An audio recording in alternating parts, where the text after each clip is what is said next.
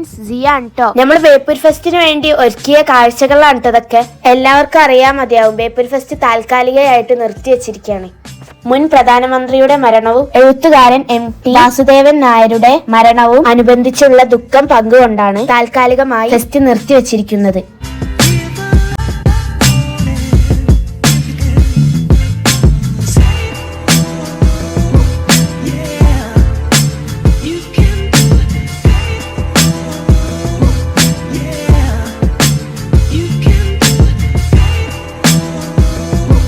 Almost ഫെസ്റ്റിന് വേണ്ടിയിട്ടുള്ള എല്ലാ വർക്കും ഇവിടെ കഴിഞ്ഞിട്ടുണ്ട് കേട്ടോ.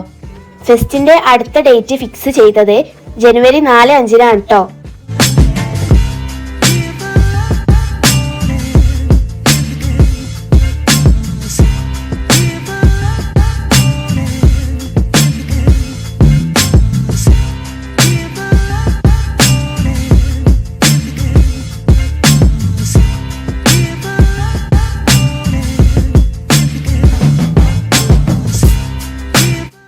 അപ്പൊ വീഡിയോ ഇഷ്ടമായി ലൈക്ക്, ഷെയർ, സബ്സ്ക്രൈബ് ചെയ്യാൻ മറക്കല്ലേ.